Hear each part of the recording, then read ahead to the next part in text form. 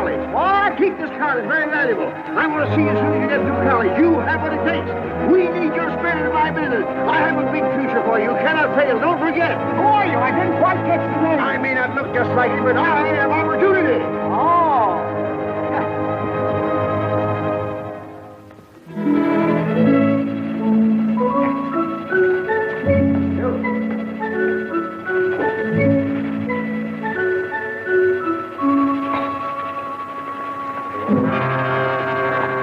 Why don't you look where you go? I beg your pardon. I'm very sorry. Well, I should say I do remember. I should certainly hope to kiss a pig if I didn't. Thank you. Now, let me see. That was football, wasn't it? Or was it ice hockey? I go to everything. Football, Mr. Waggleberry. Football, of course. And I presume I promised you a job. I usually do when I get excited. Oh. But you shall have it. With me, your promise is a sacred pledge. My word is my bond.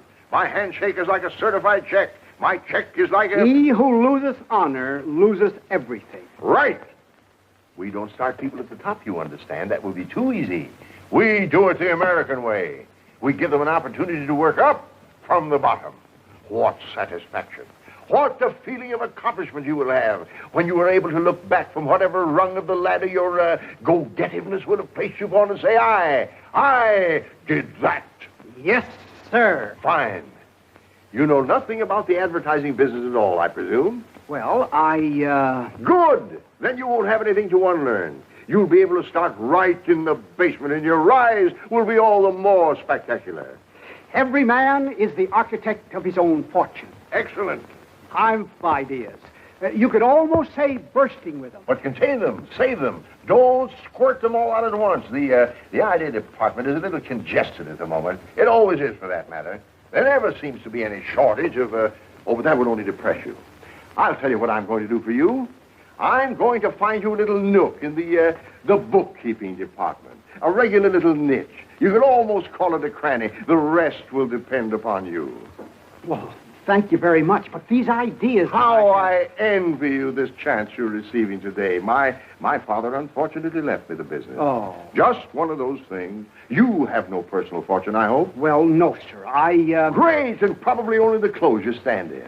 Well, not exactly. I mean, this isn't my other suit. Oh, isn't it? No, sir. Well, no matter. Clothes do not make the man. On the contrary, as Schaffner said to Marx, it's man who makes the clothes.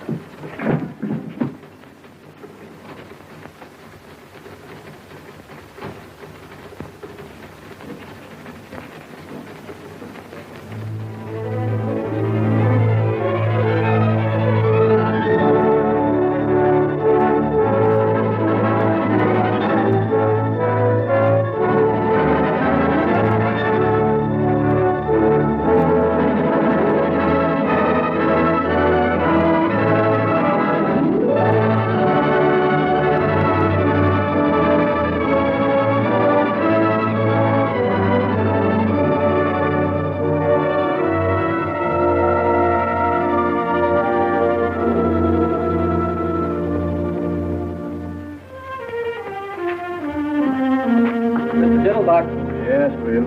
Well, the boss would like to see you. Oh, me? Oh. By the way.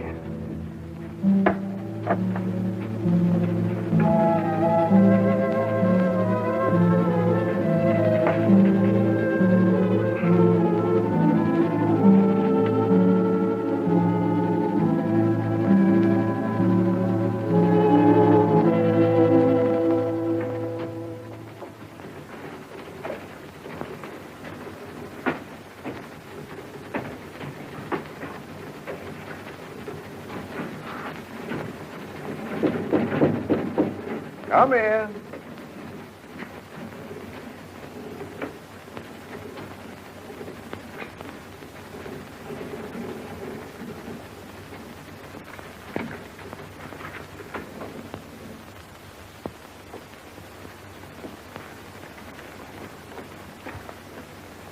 You want to see me, Chief?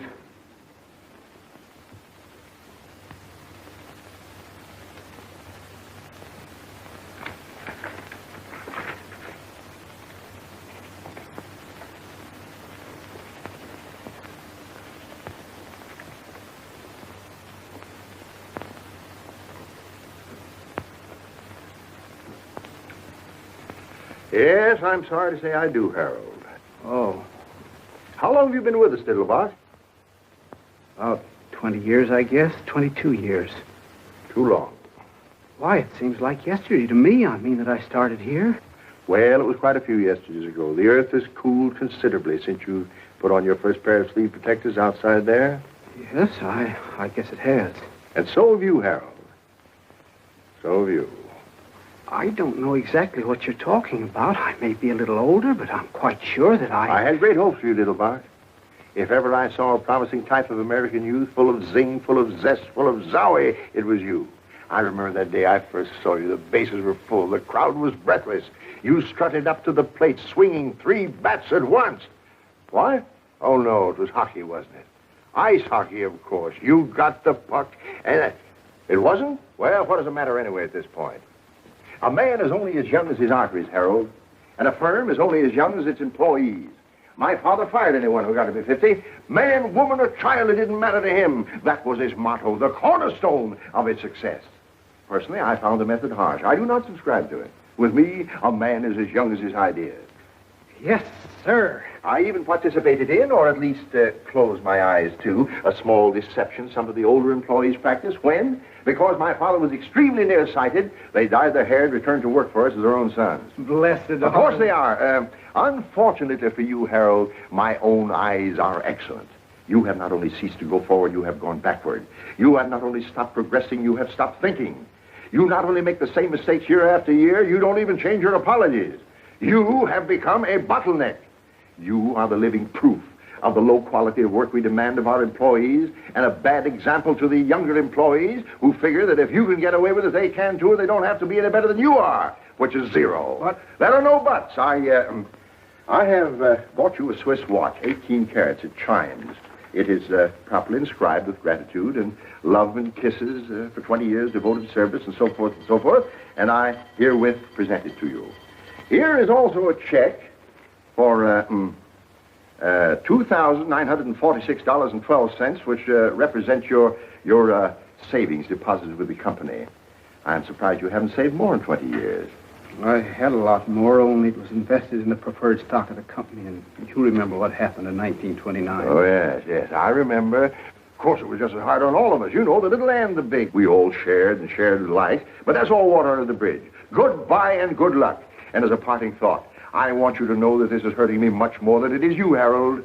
Much more. Thank you very much. Goodbye. Don't let it get you down. Thank you.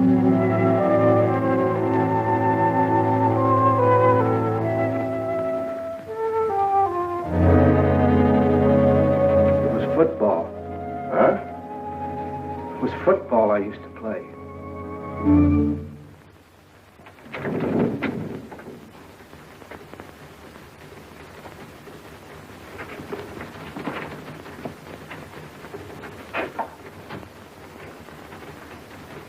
Sorry, Harold. Thanks. Like that in cash, please. What's the matter? Don't you trust us anymore? Once bitten, twice shy. I'll have to get it out of the safe. I'll bring it over to your desk. Thank you, Charlie. You better buy a wig. Huh? Why? You'll find out.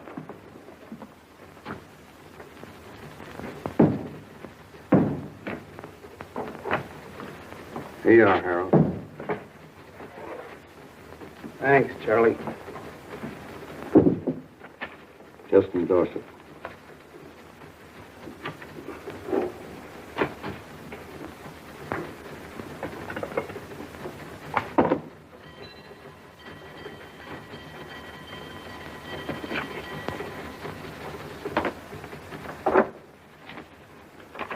Thanks, Harold. So long, Charlie.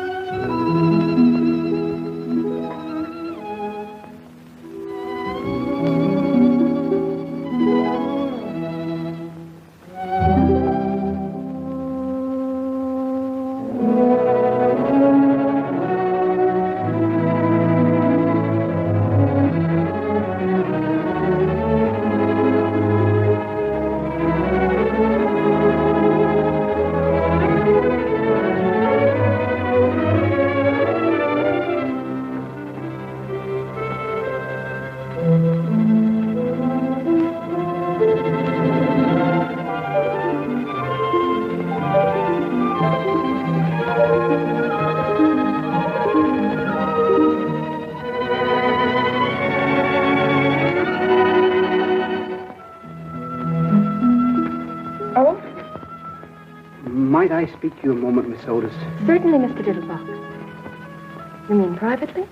Well, with some privacy. Could look for something in the private cabinets. I never find anything anywhere. Splendid. I'll join you in a moment.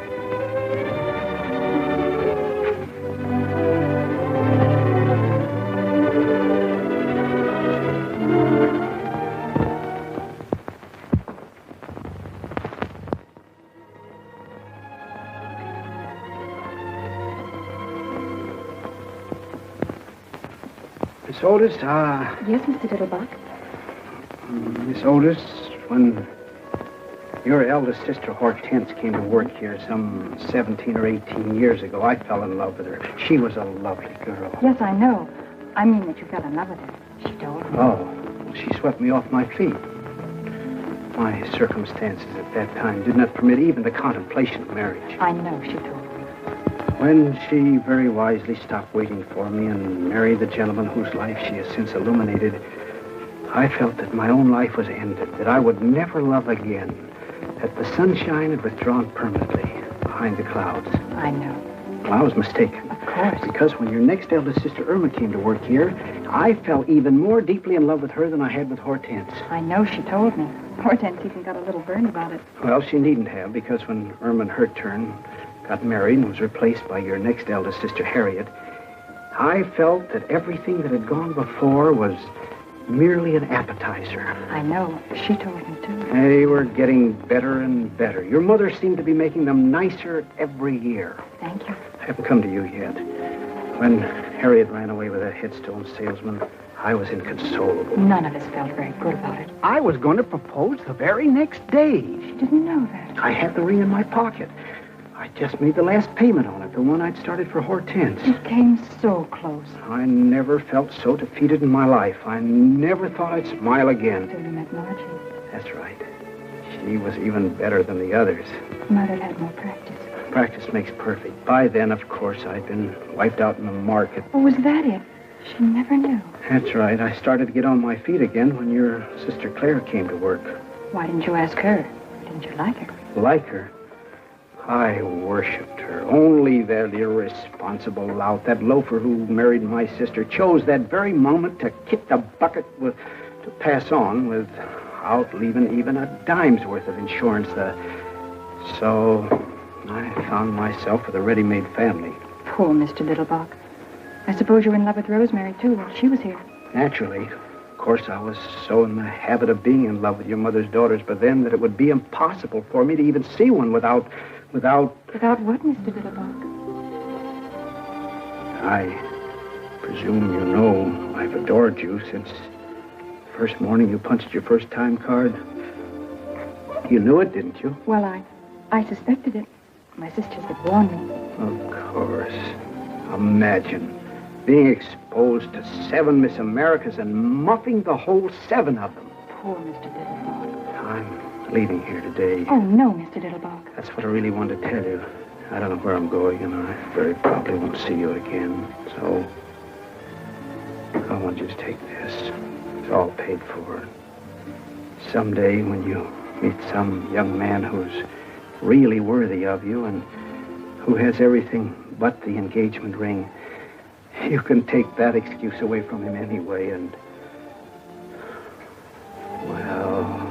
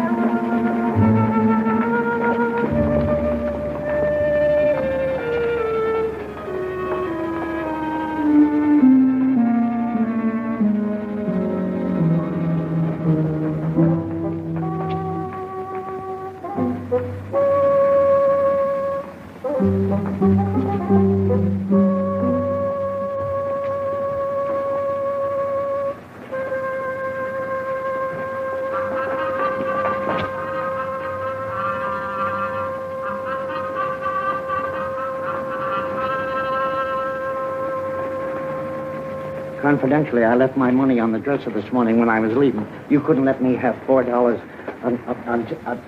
I say, you couldn't let me have You couldn't let me have $4 till Wednesday. That's my lucky day. There's a nag called Footsure running at Belmont, and you don't have to go if you can't spare it. I just said if you happen to have $4 you wasn't using until Footsure come in. Fool and his money are soon parted. Yeah, but think what beautiful memories he lays up.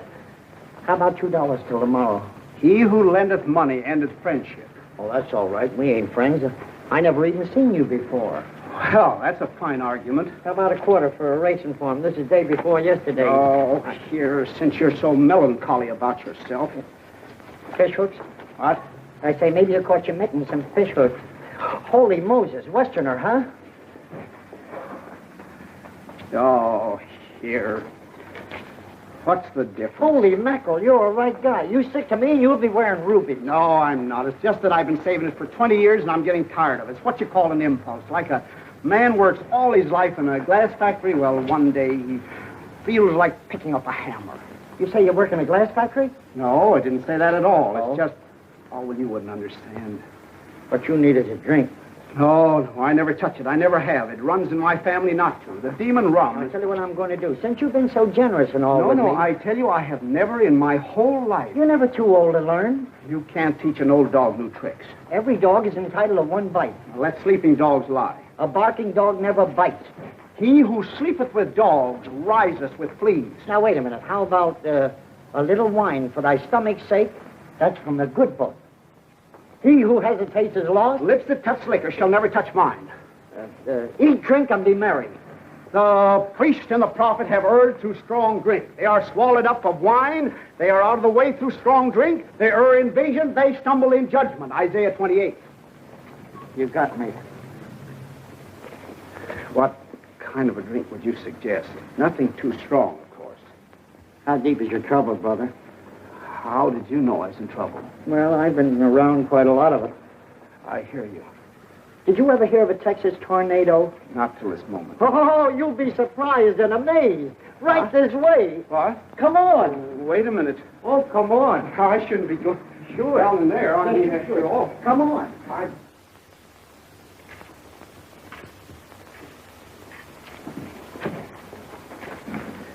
Don't flash that roll in here. I wouldn't want anything to happen to it. A wise man keepeth his own counsel. Fine. Come on.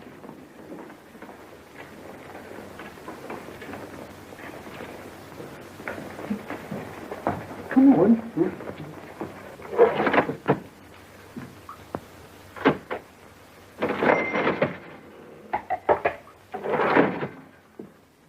Good morning, gents. Good morning, Wormy. What's your pleasure? Jake, I want you to meet my friend, Mr. He staked me to a bankroll. No fooling. He must be new around here. This calls for a little celebration, Mr. Diddlebock. Harold Diddlebock. Diddle what? Diddlebock. Buck is in beer. Oh, I thought you said Diddlebuck. Is it buckwheat cake? No, I didn't. Your brother Diddlebuck, what's the matter with me? Bach.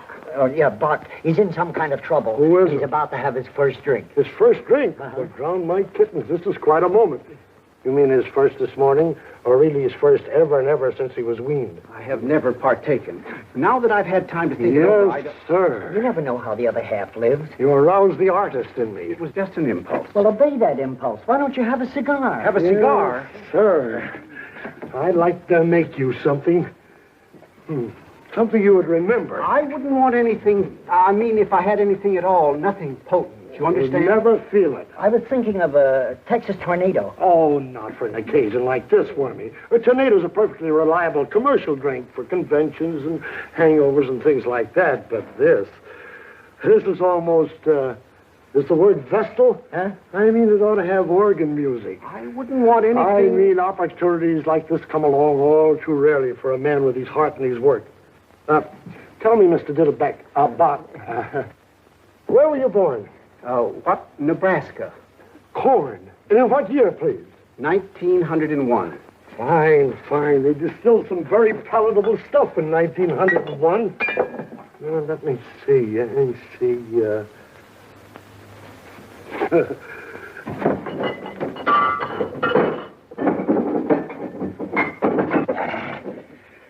I wouldn't do this for everybody. I wouldn't want you to... You leave it to me. You just leave it to him.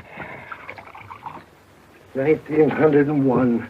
1901, a sort of meeting of old friends, brothers under the stars.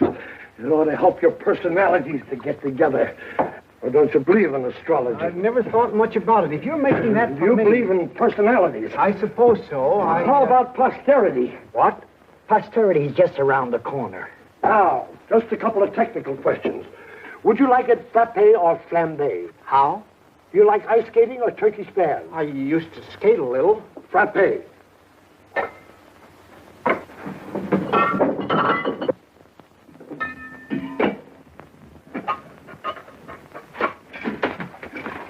Frappé. Now, would you like it sweet or sharp? I don't really... How do you take your coffee? I take milk. You've answered my question. You prefer showers or sit baths? Well, we have a shower over the tub, but there's always the danger stepping on the soap. Vodka. What? With vodka, you don't care what you step on. You can step on snakes. Now, wait a minute. Now, just relax. One final question. Do you prefer the taste of rosemary or wormwood? Who or who? Do you like Benedictine or absinthe? What? What kind of toothpaste do you use? Sozadone. I got you. If that's for me, You just leave it to him. What a scientist. Ain't that pretty? I wouldn't want anything to, They call him the professor. You just leave it to him. Oh, boy. Gentlemen, the Diddlebock. Ain't he wonderful? A genuine genius. That's certainly very kind of you. Don't mention it. And if you don't mind, I'll sample a mouthful with you. Well, I certainly hope you will after mixing up this much. The artist does not weigh his clay. Your very good health, Mr. Diddlebock. Here's to you, Mr. Diddlebock.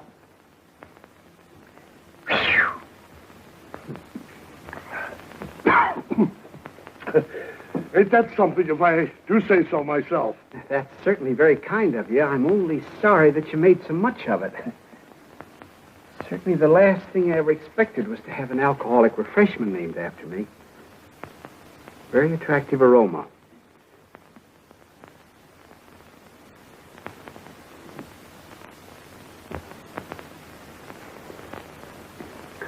Very mild. Nothing to it. I wouldn't say that. But it has always seemed to me that the cocktail should approach us on tiptoe, like a young girl whose first appeal is innocence. What a poet. Here's to innocence.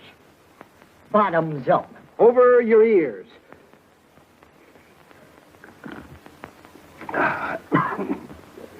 Doggone if he didn't inhale that like an expert. Welcome to the Brotherhood. Is that all there is to it? You are now a member in full standing. That's very, very pleasant. Just a little dividend. Just a drop. You'd never guess that you'd make so many different flavors in it. Like a poem. I suppose there is some alcohol in this. I will not deceive you. There is. You'd never know it. That's where the skill comes in. What a scientist. There ain't hardly another mixer in town could do you a thing like that. Oh, boy.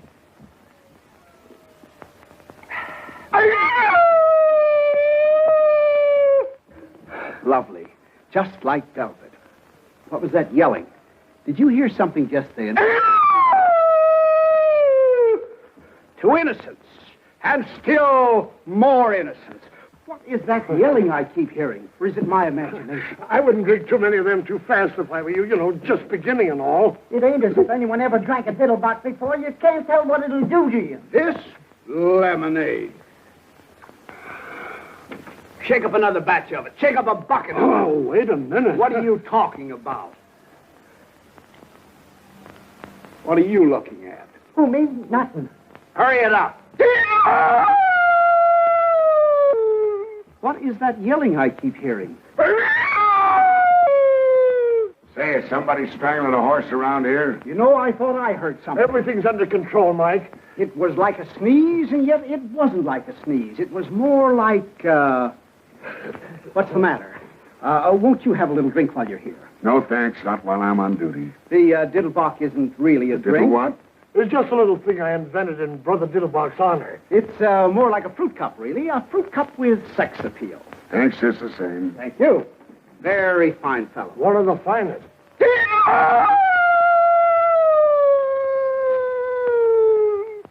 There it is again. I could have sworn I heard something. I suppose I didn't hear nothing that time. I'm very glad you noticed it, because I did too. Yeah, don't tell me. I've been telling these boys about it, but they're not sure. To me, it sounded like a cross between a Mongolian lynx and a wounded moose. Have you ever hunted the Mongolian lynx? I have not. How about a wounded moose? Likewise. You're probably better off. Why don't you give the gentleman a drink instead of letting him stand there with his tongue hanging out? Look, before your tongue starts hanging out, you better lay off a couple of them diddle pots.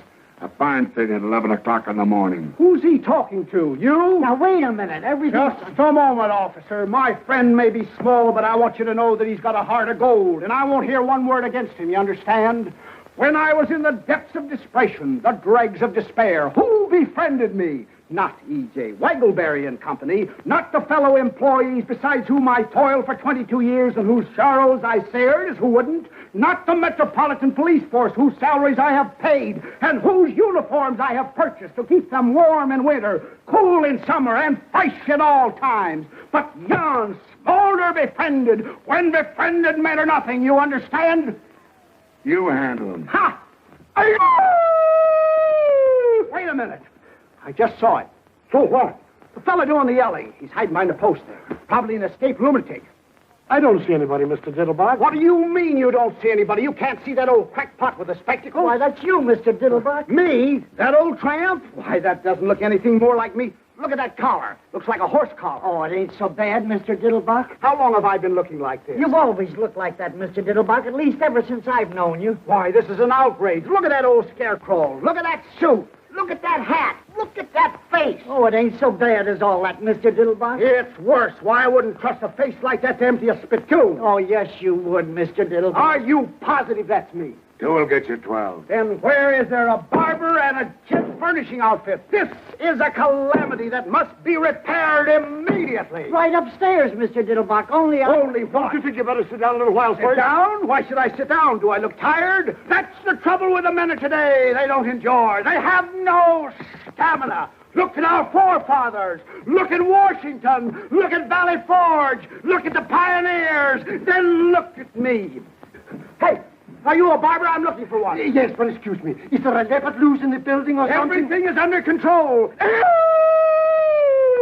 Men were men in those days. Here, buy yourself a new suit. You look terrible. They mined the earth and dug the rivers and tamed the wilderness and brought forth peaceful homesteads in the shadow of the eagle and the echo of the thundering herd. And in the final analysis, where are they? I ask you, and I reply, dead, my friends, deader than a boiled mackerel. I thank you.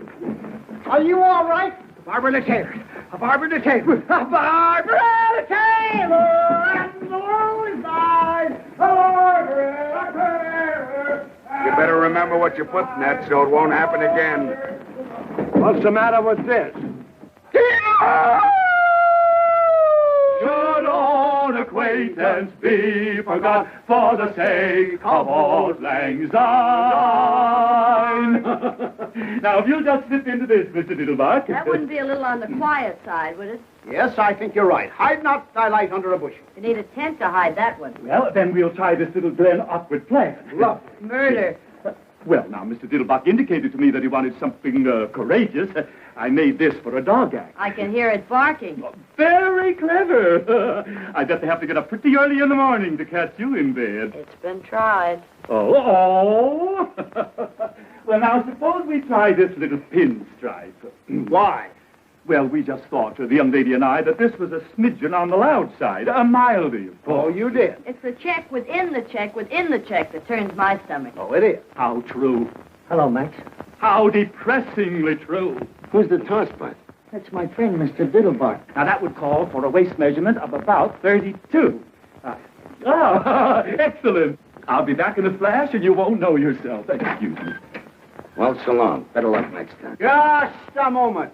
Why are you giving that lowbrow your money? Lowbrow? Now, wait a minute. Now, here, wait a minute. This is Max, the bookies man. Don't you remember that goat I was betting on? This goat? Listen, Chester. No. Footsure. He lost. Why do you bet on goats? You want to bet on something? Bet on horses. They run faster. Yes, sir. You say this animal lost? Totally.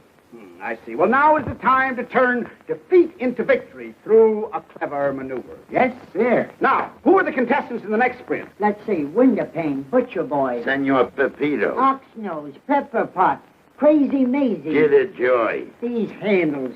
Polka Caterpillar and Emmeline. Emmeline? Did you say Emmeline? Yeah, Emmeline. Devoid of speed. Probable odds 30 to 1. Emmeline was my mother's younger sister. You don't tell me. Oh, yes. She was a little shorter than Mother, though. A little plumper, too, but a very pretty girl. That's remarkable. Avoid her like poison. She had the prettiest blue eyes. But she's 30 to 1. But no bookie pays more than 15 to 1. I'll take 15. Don't you understand what odds mean? I think so. They represent a difference of opinion. Right. Well, my opinion is Emmeline. She must be a beautiful goat. I mean, if she's a horse. Oh, well, all the better. They run faster. I don't want to hurry his none. But if anybody still wants to get a bet down, I get 15 to 1 for Emmeline. especially if she wins. $1,000. $1,000. $1,000? You mean on the nose? Wherever you put it. Now, wait a minute. Take it easy, will you? Don't get excited. It's nothing but a symbol that costs practically nothing to print. There is no shortage of it at any time. Don't do that, Mr. Diddlebock. You have to take chances in this life. Will you take a grand on Emmeline? Almost don't have to take those kind of chances. 15 to 1. Don't do that, Mr. What do you mean, am I Diddlebock? blasted? Nonsense. You didn't know Aunt Emmeline. I got the dough right here in my mitt. Here, put it in my Are mitt. you sure? Nonsense. I wish you would The change. die is cast. Of course, it ain't any of my business, but you sure you don't want to think this over? Certainly not. When the iron is hot, strike. Look, a joke. Obey that impulse. Okay, it's your funeral. Okay. I tell you, I got it right here in my mitt. Can't you hear it? You made a bet. Maybe not the best bet in the world, but a bet. They're off. I can hear the short wave. Senor Pepito going to the front by a head. Windowpane second, Crazy Maisie third, Butcher Boy fourth, and the Popo Caterpillar. Let me hear that. $1,000. Keep quiet. Let me hear that, will you, please? Around the chain, it's Pepito in front by 3/4 of a length. Windowpane a second by a head. Crazy Maisie's third by a head. At the quarter, it's Windowpane by a head. And here we are, Mr. Diddlebock. I just brought a few accessories in case. Pepito a second by half a length. Now, you just slip into these, Mr. Diddlebock. Would you mind glancing the other way, dear? With pleasure. Oh, with your permission, Mr. Diddlebock. Butcher Boy got through on the inside and is going to the... Crazy Maisie swants it. She's swerving the Butcher Boy on the rail. Then... Like the skin on the feet. Thank you. All this noise. Possibly a change of shirt, Mr. Diddlebock? This one. By all means. Now, if you just slip your coat off, Mr. Diddlebock. Windowpane got through on the outside, but Crazy Maisie ran wide and bit him. What? She's crazy. Now she's back at the rail in front by a length. Pepito And there we Boy are. got through on the outside. Very nice. Coming up between horses. They're clearing for home. It's Crazy Maisie by a length. Pepito a second by half a length. And There. Butcher Boy's coming up. No. Butcher Boy is second No. by a length. Butcher Boy is second. Crazy Maisie ran No. wide again. No. What? Here comes Emmeline. They're coming up between... They're coming down the line. Head and head. It kills the suit. They kill each other. Here comes Emmeline. It's a driving finish. Their noses apart. They're going across the line. They're finished now, and it's Emmeline. By a neck. Butcher Boy second by half a length. And Crazy Maisie is straight in front of that. Caterpillar and wins. Is me. Emmeline. Emmeline wins. Hot dog.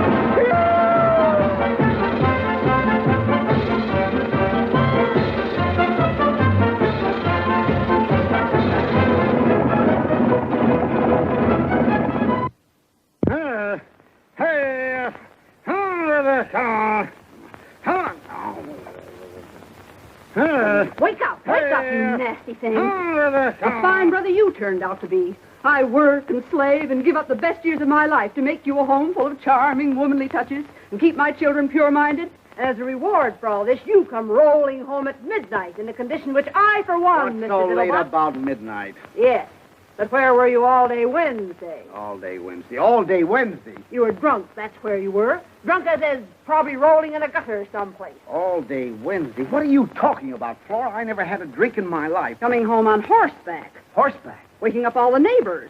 On horseback. And when old Mrs. Chauncey called out the window, the night was made for sleep, Mr. Diddlebock. You and your drunken friends had to holler back. The night was made for love, Mrs. Chauncey, or have you forgotten? I said that? Said it. You sang it. Where's my suit? Well, you came home in this thing. What is it, a horse blanket? It would look as good on a horse as it did on you. You mean I actually walked the streets in this? You rode horseback in the streets in it. Wonder if anybody saw me. Oh, no, of course not. You probably didn't attract any more attention than Lady Godiva in Macy's window at noon. Form-fit Franklin, featuring the figure phenomenal. Form-fit? Wonder if I get my money back on it. You could try, but I doubt it. You might see what you can get on this while you're at it. Oh, take it off, will you? I feel bad enough as it is. And a fortune. I had thousands. I had all my savings in one big... Wait a minute.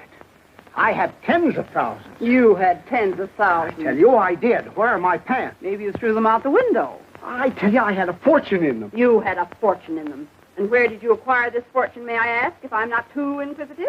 Is there such a thing as a goat race? A goat race? No, I remember. It was Mother. You say Mother was racing someplace? Bertha B., that's right. Were there any other angels in the race? It was a horse race. You know what a horse is, don't you? What's the matter with you, Flora? First, I bet on a horse called Emmeline. You remember Aunt Emmeline? She won easily, naturally. Then I took the $15,000 I bet on Emmeline. $15,000? That's right. She paid 15 to 1. I took the $15,000 I bet on Aunt Emmeline and bet it on Mother. On Bertha B. Bertha Bierhofer. You remember your old mother's name, don't you? Yes. And she won, too, I suppose. Easily, I presume. You must be on the millions, you presume. I seem to remember a big fat man someplace where there was some very pretty girls dancing the tom-tom and slinging their garters around. Oh, I see it. This big fat man, big-hearted mower, was it? Generous Jake. He was always smiling. He had a big, happy smile, like a shark. He had it right in his pocket for me. He said, all in cash. All he had to do was reach right in and pull it out. He said? That's right. But the government didn't want anybody to have that much in cash. That was it. It wasn't patriotic. For him? That's right. When I said, I suppose that's why they want you to put your money in bonds. He said, bonds, Brother Diddlebock. When they say bonds, they mean investments. And have I got an investment for you, Brother Diddlebock? And what was it? I don't remember. Well, I'll tell you what it was, Brother Diddlebock. It was a drunkard's dream. The horses were nightmares, and the money is just something you never had and are never going to get, Brother Diddlebock, because you're just an old failure. So just get into your clothes and go down to the office and walk in as though nothing had ever happened, and probably you'll find nothing did happen. What about Wednesday, Flora? What was I doing all day Wednesday? Don't tell them you had a cold. They probably had drunks working for them before. I just don't believe it, Flora. If I could only find those pants.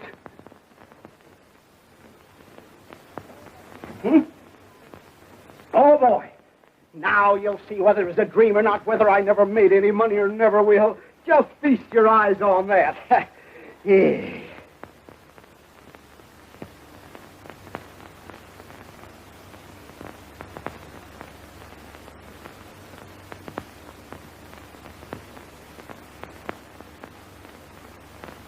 Well, that's certainly funny.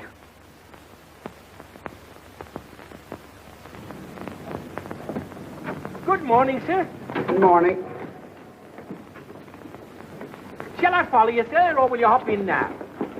You talking to me? By all means, sir. I said, shall I follow you, or will you hop in now? Just a moment. Why should I ride in that thing? Well, it's your cab, sir. You bought it last Tuesday. My cab? You mean including the horse? Most assuredly, sir. How else would we propel it? What did I use for money? Why, you had tons of it, sir, and you were most generous and high-spirited with it, too, if I may make so bold. I was. Positively, sir. It took me back to the good old days. It was a gorgeous spectacle. Why, hardly anyone could render you the slightest service without you pressing a 50, or at least a 20 into his eager hands. I almost thought once or twice you overdid it, sir. Excuse me, you didn't happen to notice what I did with any of that money, did you? Or even some of it? Oh, you were most free with it, sir. The women were at your feet, sir, if I may make so bold. They were. Prostrate, sir, absolutely horizontal. The weaker sex simply adore a generous man, sir. Excuse me, you wouldn't like to buy this vehicle back in a bargain, would you? I could let you have it very reasonably, including the horse and the whole... But you've already paid me a month's wages, sir, and you gave me to understand the position was permanent. I really hate to disappoint you, but wait a minute. You don't happen to know whether a horse called Bertha B won on Tuesday, do you? By all means, won rather easily, I believe, in 201. Then what did I do with it? You mean the tail? Yes, and where was I all day Wednesday? You mean where weren't we, sir? Oh, it was like the good old days. You'd say Algernon. Your name's Algernon. My name's Thomas, sir, but you had difficulty in remembering it. You called me Algernon James Macbeth, and even Othello once or twice. Excuse me, but... Morning, Mr. Diddlebock. I thought you'd be over there, but since you wasn't, I come over here. Morning, Hamlet. Good morning, Wormy. Now, before you do anything else, you got to see about getting them some breakfast. Getting them some breakfast. They would like to have their breakfast immediately, if not sooner. Who would like to have their breakfast? The lions. You know anything about any lions? I rejoice to say I do not, sir. The lions that come with the circus. I've been out there for 2 days. What an aroma. Just what circus are you alluding to? Your circus. And it ain't no illusion. My circus? Who in heaven's name ever gave you the idea that I had a circus? Whoever gave me the idea? You sent me out to take care of it, didn't you? Right in the middle of the party, didn't you? Just when I'm getting in good with this big blonde that got it beat it out to Queens, just in time for an elephant to squirt a bucket of ice water in my kisser, and for one of them cats to... Well, never mind. Where the how in heaven's name did I ever get a circus? Lucky Leopold give it to you instead of the dough you won from him. Wild Bill Hitchcock lost his circus to him. Then I did win on Bertha B. Oh, sure, for all the good it done you. You said you had always wanted a circus. I did. You did and you have. You sure got your wish. I see. And we have many hungry mouths to feed. Oh, we have. I was hoping it was just a small lion act or something. Maybe one lion and a couple of trained birds, maybe. One lion. I just mentioned the lions first because they were yelling the loudest. We got 37 lions. 37? Yes, 37. We also got 14 tigers. 14 tigers? That's right. Also 7 bears, some odd jaguars, and a puma. A puma? And what a puma. That's the one. Look, we got horses, Shetland ponies. Never mind. Where'd you say this Noah's Ark is located? Over the bridge in Queens. Then what's the joker? Why did I get it? What's wrong with it? Oh, nothing, except we ain't got no tent to give the show in. You gotta have a fireproof tent, and you can't get a fireproof tent. And we owe 6 months feed bill and 4 months back salary. And there's a plaster on every piece of rolling stock and a habeas corpus on the whole work.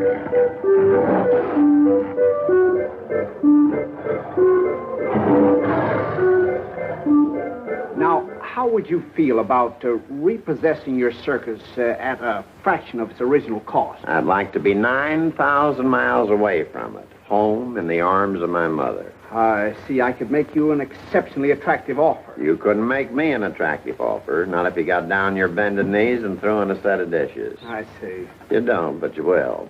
The only reason I hung around as long as I did and gambled away my stake was because they was so hungry. And you don't find many people takes pity on a lion. That's right. You got any idea how much meat a lion, not a monarch of the jungle, just a small, ordinary lion like that one there. Come here, Jackie. What? Come here. Jackie, come up here. You got any idea how much a lion eats per day? I haven't the slightest idea. 21 pounds per day. Quite a pet. Yeah, like a kitten. Of course, he don't get any choice cuts.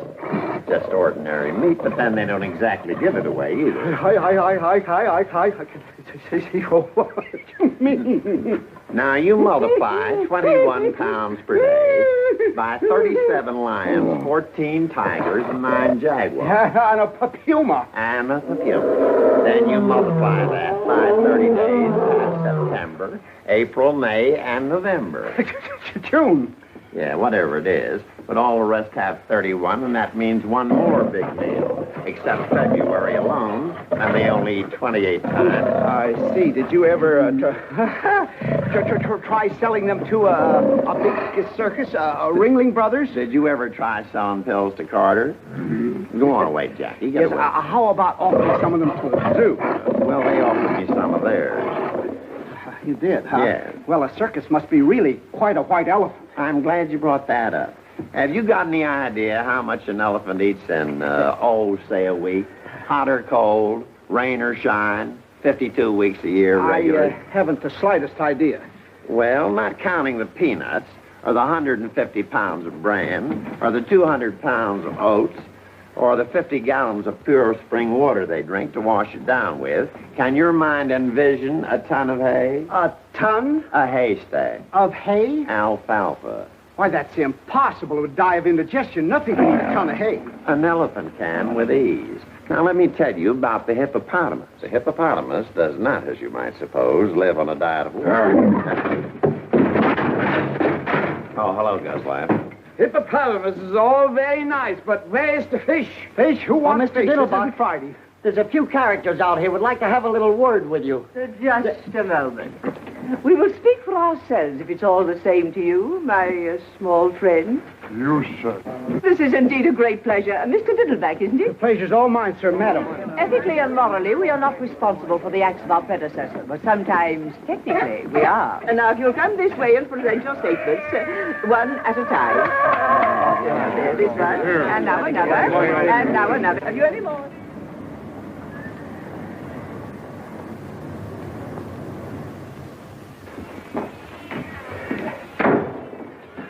How do you do? What is your trouble, young man? I happen to have some very hungry cats, and I was just wondering if your organization could help me out a little, just temporarily. Most certainly, we're here for that purpose. It wouldn't matter about the size of the cat? Not a particle. We mother all cats. That was the desire of our dear benefactor. Very handsome man. Well, that's certainly a relief. Now, have you one or plural cats? Plural. Excellent. And the number, please? 61, if you want to count that pew. I beg your pardon? Well, in the neighborhood of 60. It's quite a neighborhood. Well, you know how they multiply. There are ways of controlling that, you know. I don't want to sound cruel, but are you quite sure that being out of work and everything, you can afford to support quite so many of our dear little friends? Well, I'd be very happy to bring over a couple of wagon loads. Not permitted, or all too soon our little home would be overflowing. Especially with ours. We will help you from a distance. The important thing is that they're hungry, isn't it? Of course it is. So I'll just give you a requisition for, you can fill it at the back door, for, shall we say, 6 bottles of milk? Oh, let's make it 8 bottles of milk. And some nice, freshly chopped liver. About how much liver do you think your poor little darlings could manage? Well, would about 3 tons be asking too much? 3 tons? We could have took a couple of pounds of that liver. What for? For lunch. We got to think along very much broader lines than that. This is a big problem. You're telling me. I used to solve problems all the time when I was in college. Trigonometry, calculus. What a time this would be. You know something? What? I don't think I've thought in years. No fooling. I'm always thinking, always trying to figure an angle. That's because you have to. You haven't got security. You haven't got a job like I have. Like I have. Where you have to get up at the same time every day, eat the same breakfast, go to the office on the same car, work on the same ledger all day, then go home the same way you came to the office, except backwards. Sure makes me dizzy to ride backwards. Doesn't take any thought to do all that, so you don't think anymore, like you stop taking exercise. I sure hate exercise. I was even in love with the same girl all my life, except in different bodies. Same with me. I gotta have change all the time. So long, Susie. Hello, Nellie. Hail and farewell. You know something else? What? He may have been right to fire me. Huh? I'm just an old has-been. What are you talking about? If ever I seen a live wire, a good-time Charlie with a rubber off his roll and a whistle for the dame, why, this little problem wouldn't have been no problem at all to you on Tuesday. Where there's a problem, there must be a solution. Where there's a mind, there must be thought. You follow me? Well, at a distance. Where there's a circus, there must be money. You said it. Now, where do you get money? Wall Street? Correct. And where in Wall Street? A bank? Correct again. And how do you get that money out of that bank? A hold-up? No. By using your head. Nothing is impossible if you use your head. You can go through granite walls with your head. I nearly done it one time. I tried out a horse. It was a very quick stop. Baraboo. Huh? Baraboo, Wisconsin. A banker from Baraboo, Wisconsin. Uh-huh. The winter headquarters of Ringling Brothers Circus.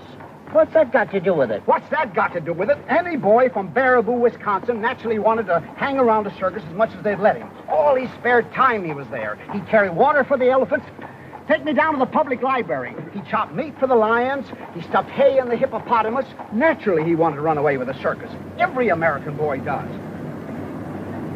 I see. That's a very clever piece of deductive reasoning, Mr. Diddleback, a very brilliant hypothesis.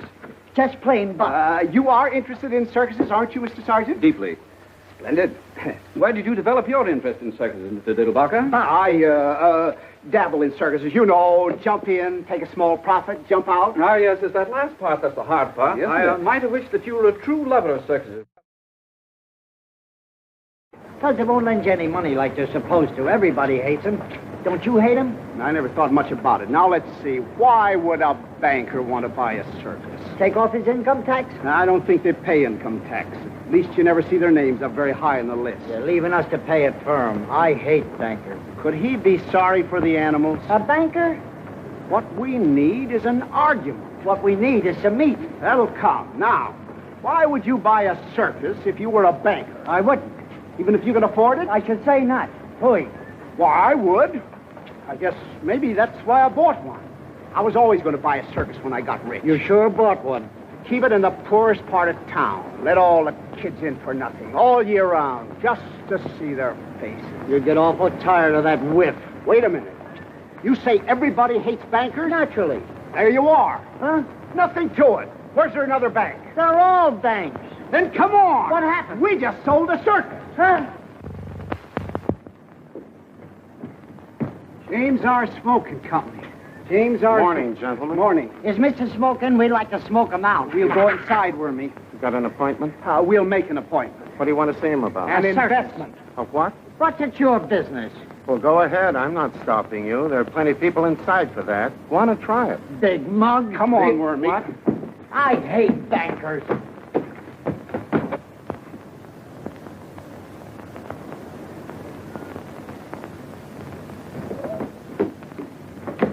Well? Listen, you. We didn't figure this out far enough. You got to figure these things out to the bitter end. What you'll do, then what they'll do. Then what you'll do after that, then what they'll do, then what you'll do after that. It's like, do you play chess? No. I don't either. Maybe if you wore the other suit and a big Kelly. What for, to frighten them? No. What we need is an open sesame. Or know where we can dig up a couple of blackjacks. No. What we need is a rule. Oh. Did you ever hear of the Trojan horse? Where was he running? Forget it. There's nothing that succeeds like success. No.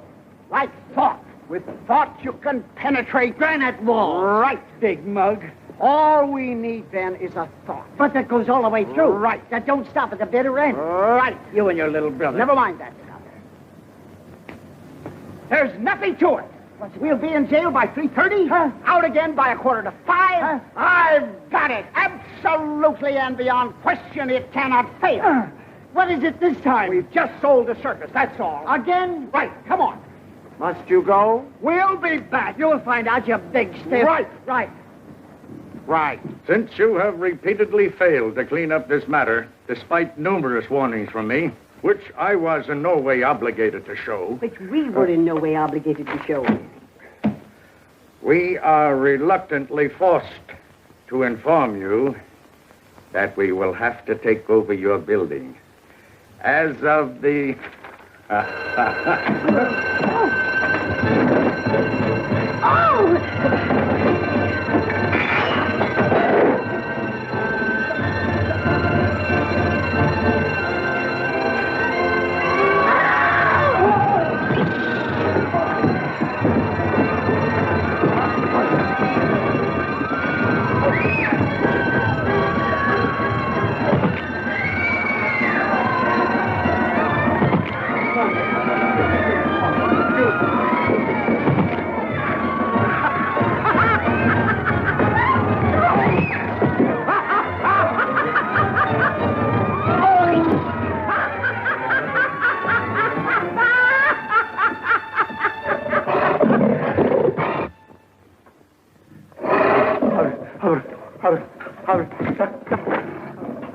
I hope we're not intruding. Mr. Smoke, I presume? I wonder if I could have a few moments of your valuable time. Mr. Smoke. Where are you, Mr. Smoke? Now, wait a minute, Jackie.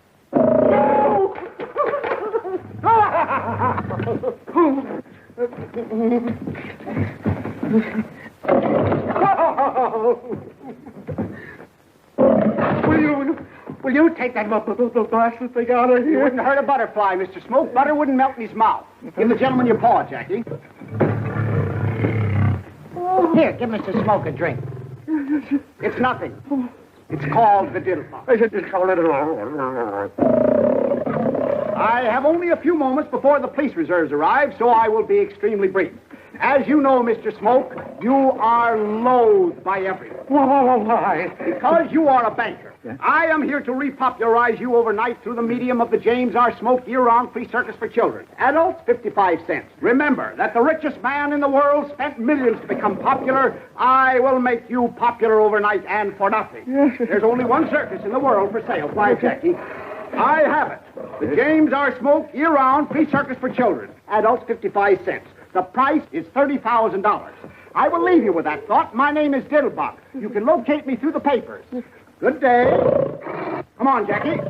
Come on, boy. Good day. Bock, as in beer.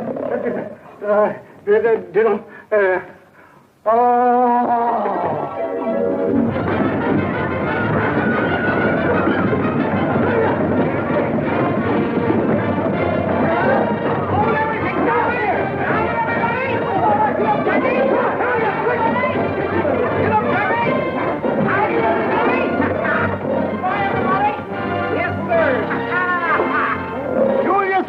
Year-round free circus for children. Remember those words. Adults, 55 cents. As you know, Mr. Margoff, you are abominated by everybody. And my plan is to make Here, have a drink. It's nothing. Stand back, Mr. Wild Animal. Stand back,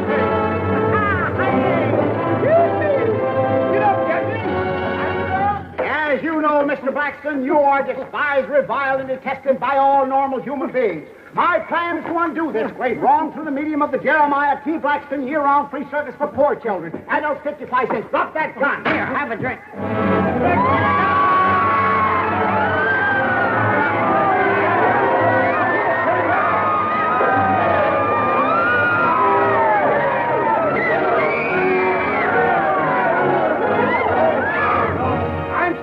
Break in on you like this, but I want you to know about the McDuffie year-round free circus for poor children. Adults, 55 cents. As you know, Mr. McDuffie... Just a minute, young man. What do you mean crashing in here without being announced? What you got there, a dog? He don't smell nice. Why don't you give him a bath? Now, get out of here before I ring for the janitor. Now, if I can ever find that pesky bell and have you escorted to the street pronto. Go on out now. The McDuffie circus would make you very popular. I don't want to be popular. I don't like nobody, and nobody likes me. If it's all right with him, it's all right with me. Here, have a drink. Yeah. Certainly, that's the one thing I do like. The McDuffie circus will probably... Very nice. Man's only friend. Now, get that dog out of here. I hate dogs.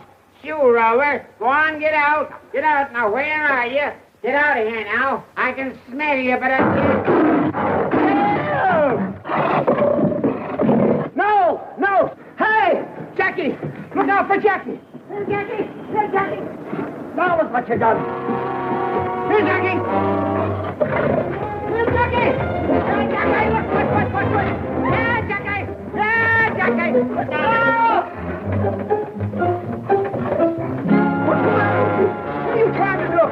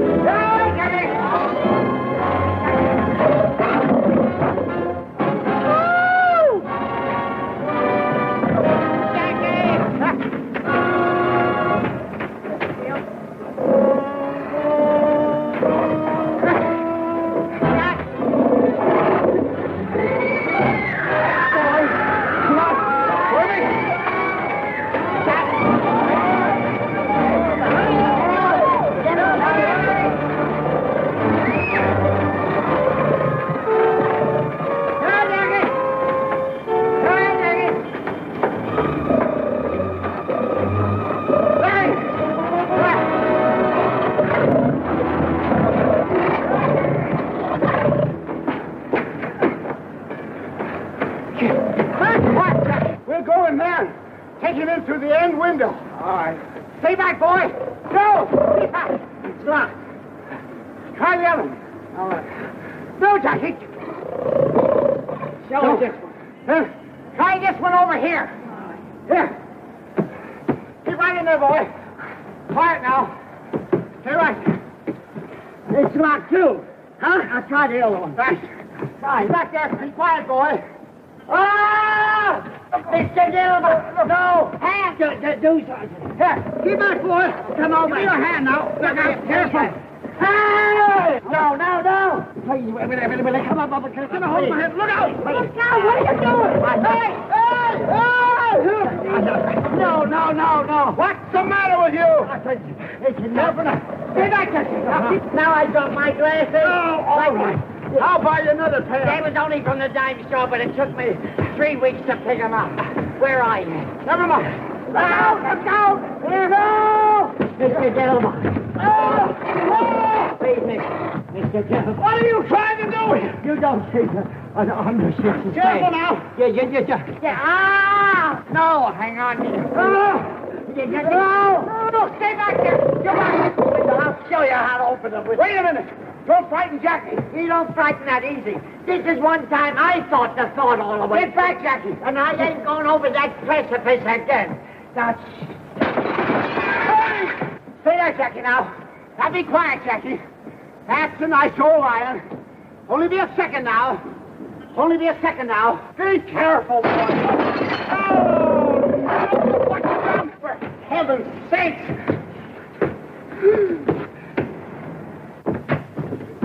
Be careful, Jackie. Please, stay back there now. Stay still. What's the matter with you? Be careful. I want to cut your arm off. I thought I told you not to make any noise. how can you throw a telephone through a plate glass window without making any noise? You thought through 2 plate glass windows. Oh, What a mess. can you see him? There's a good old Jackie. There's a good boy. Now, see there? There's a good old Jackie. There's a boy. But just let me get you. Have you got a hold of me? Right by the coat. Hang on now. I got a chain. I got you. Right, Jackie. Get your tail out of the way now. Hang on. Now, miss. Easy now. No. Hang on to him, Mr. Diddlebock. No. Get back there. Quiet, Jackie. I almost... Get me in the finest.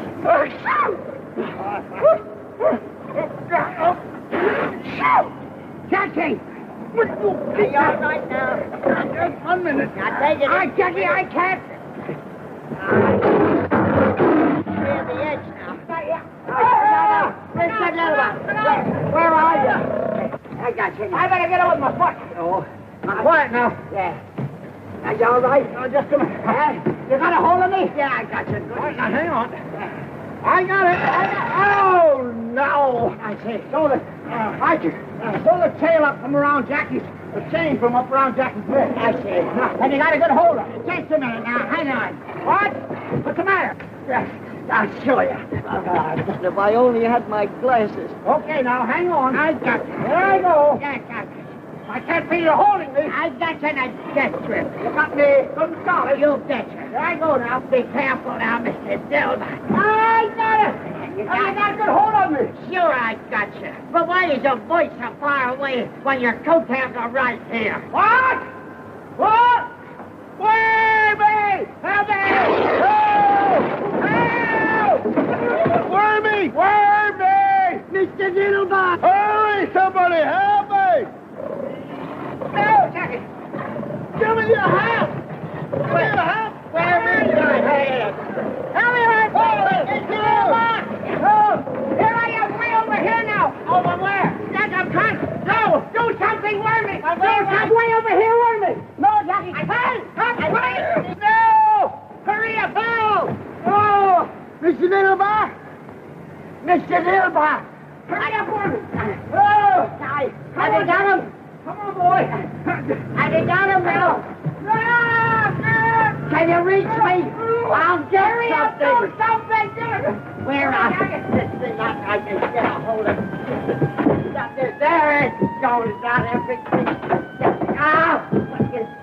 Everything that's in the Mr. Diddlebock! Hold on a minute. Come on, here I come. Come on, grab a hold of that. Come on, boy! Hey, look out there! Have you got it, mister? Now hold on to it. Now I got you.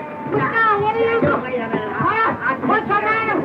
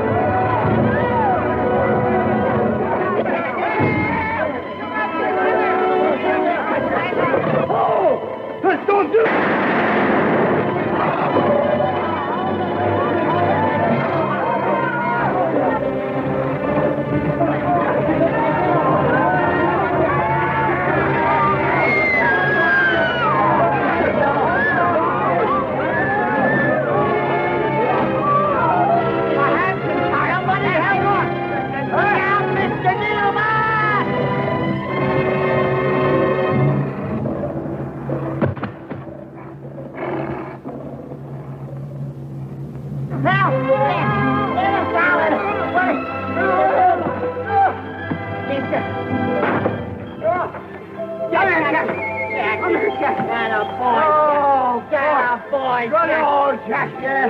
Good old Jack. Was this part of the plan? No, there was something else. Oh, boy, am I cracked up. Oh, boy. Are you sure he's all right, Wormy? Are you all right? Are you all right? Good.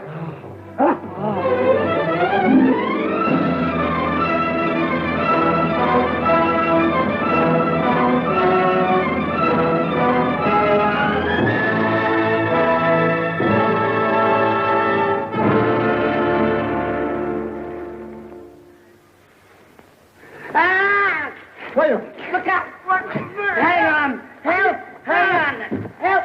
Hang on! Help! What's the matter with you? I'm sorry. I ain't never going to be the same again. Oh, boy, is this nice in here. Thought you didn't like jail. This is the first time I ever appreciated one. So cozy, so solid. Don't they build them nice? Well, we'll be out of it pretty soon. No hurry.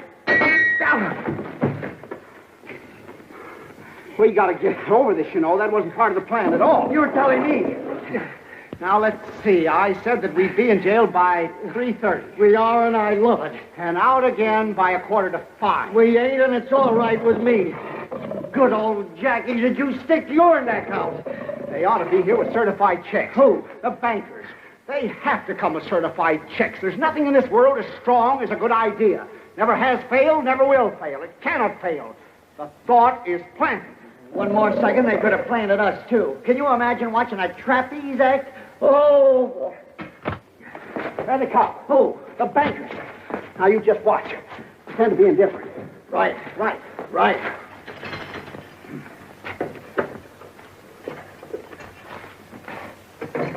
Young lady bailed you out. A young lady. The banker's secretary. He sent her over. Come on.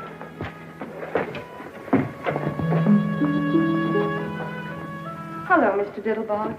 I'm so sorry. You're in trouble. What's that? Why, Miss Otis? That's just Jackie. Don't pay any attention to him. You bailed me out? Well, naturally, Mr. Diddlebock. We just put our savings together. That's all. He can't get out, can he? Of course not. That's all savings are for anyway. Naturally, they weren't all mine. Hortense had the most, of course, being the others. Naturally. And when we heard you were in trouble, are you sure the strong... Of course they are. They keep murders in them. I can't thank you enough, my dear Miss Otis.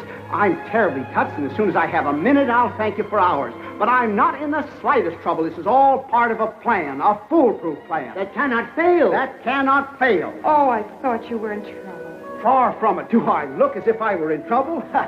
Now, you didn't happen to see any bankers downstairs on your way up here, did you? No, I didn't, Mr. Diddlebock. Only a colored man. What was he doing? Mopping the floor, except the sergeant. They've had plenty of time to get here. At least one of them should have come to steal and march on the others. They must know where I am. The paper says exactly. The Battery Park Police Station. You didn't have any trouble finding me, did you? I didn't see the papers, Mr. Diddlebock. Your coachman came and got me.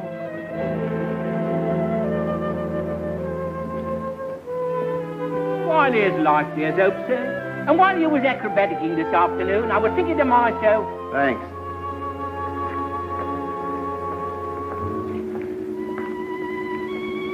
I'm awfully sorry, Mr. Diddlebock. I don't know exactly what you're disappointed about, but maybe you could get arrested some other time if that's what you're trying to do. Well, that's that. But I just can't understand it. Come on, Wormy. We'll take Miss Otis home anyway. It's about all we have to offer. And we'll come back and get Jackie in. So I'd be glad to go back in jail, Miss Otis, if it would get you your savings back. Don't talk nonsense, Mr. Diddlebock. Don't be depressed. The day is always darkest. I know, just before the cyclone. Say, what's the Battery Park Police Station doing on Canal Street? The Battery Park Police Station, too? Yes, that's where the paper said I was. Oh, they couldn't take you in. There wasn't room. Some roisterers of some kind got in ahead of you. Or they didn't like lions or something. Then where is the Battery Park Police Station? Why, in Battery Park, sir, naturally. Then what are you waiting for? Get in. You see what I told you? Hot dog, let's go! Let's go!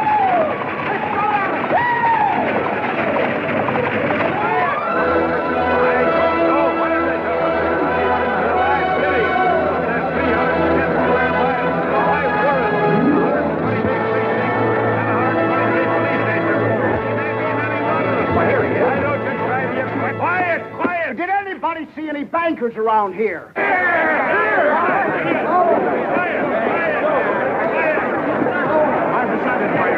didn't hear just what you said.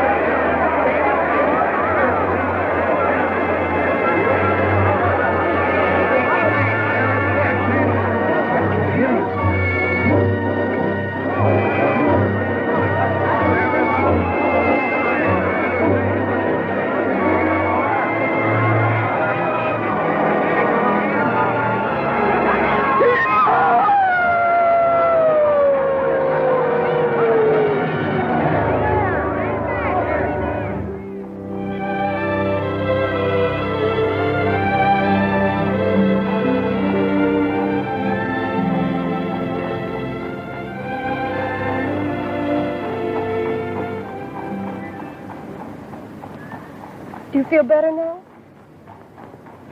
I thought a little air would do you good. It's very kind of you. Oh, yes, this is my cab, isn't it?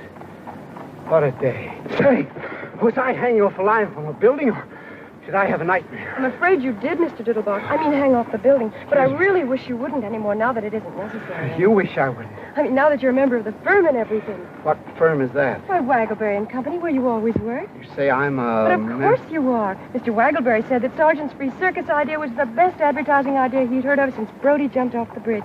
And then when you got the accountant on. You say Sergeant bought the circus? Oh, no, he already had a circus of his own. Ringling Brothers, Barnum and Bailey bought your circus. Ringling Brothers, Barnum and Bailey? You mean for money? He certainly didn't buy it for peanuts. But I thought that there were some bankers. Weren't there some bankers who wanted it or something? Oh, yes, but they didn't want it as much as Ringling Brothers, Barnum and Bailey wanted it. They just wanted it for the free circus idea, which Mr. Sargent already had, which made you a member of the firm. But Ringling Brothers, Barnum and Bailey really wanted it. The bankers never got any higher than $150,000. $150,000? That's right. But when Ringling Brothers don't like something, they really don't like it. Don't like... They don't like free circuses. $175,000 worth they don't like them.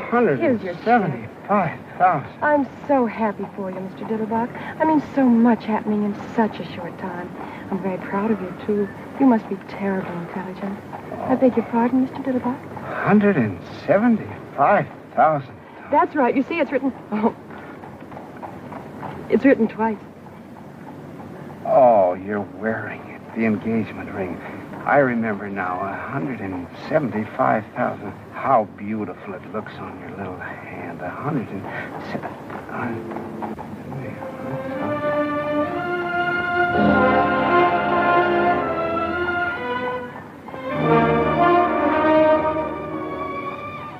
see. What's the matter, Mr. Diddlebock? This ought to be the happiest day of my life. The unexpected job, the unexpected money, But it isn't. Funny, isn't it? I'm not quite sure I understand, Mr. Diddlebock. What's so difficult to understand about it? I just said that I'm very happy for you. If I didn't say it, I meant it. I've just made a killing in circuses. I am, you tell me, a member of a large advertising firm, and I don't know how much per year, if ever I could afford to support it's now, and once again, I've just lost one of the little girls in the world. The last one. I am naturally delighted. Excuse me for even thinking like this. Now, if you tell me where you live, I'll take you home. You mean you don't remember, Mr. Diddlebock? Remember what? What is there for me to remember? What I want to do is to learn how to forget. Remember that you're married? Remember that I married you. How's that again? I said, don't you remember marrying me, Mr. Diddlebock? Marrying you, Mr. Diddlebock? How could I possibly remember marrying you, Mr. Diddlebock? In the first place, your name isn't Mr. Diddlebock. In the second place... You mean you don't remember coming out to Flatbush in the middle of the night with a full orchestra? Flatbush? And waking up the whole neighborhood while you told Mother it was about time you did something about one of her daughters, and then wrapping me in a long velvet cloak that turned out afterwards to be a window curtain, and then galloping all the way back to New Jersey. I'll bet you Alice remember. Are you sure of your facts, Miss Otis? Am I sure? Really, Mr. Diddlebock? This is terrible, Miss Otis. I'll never forgive myself if I live to be. I mean, the difference in our age alone is... I mean to say not that I don't worship the very ground you walk on, but I mean, looking at us together, I must have been out of my mind. I was out of my mind. Why didn't you resist me, Miss Otis? Because you were irresistible. Irresistible, my grandmother's poodle. I mean to say, look at me. I'm looking at you, Mr. What do you see? My husband. Your husband, piffle, bunk, sentimental drip-trap. Fortunately, there's still time to rectify this nonsense, this miscarriage of a... We'll have it annulled for you. I don't think that would be practical, Mr. Diddlebock. All right. Then you can go to Reno or any place else that you like. At least I can afford it now. What do you mean it wouldn't be practical? I'll always be glad to look after you as generously and as well as I know how. Anything that I have is yours, Miss Otis. Everything I have is yours, Mr. Diddlebock. And I'll tell you something else, Mr. Diddlebock. I'm not going to Reno or any place else because you see, Mr. Diddlebock, it took you so long to make up your mind and join our family that now that we have you, we don't think we'd better ever let you go. But, my dear Miss... And I'll tell you something else, Mr. Diddlebock, that you also haven't bothered to ask me. I love you, Mr. Diddlebock. But, my dear Miss Otis, my dear child. Oh, my dear...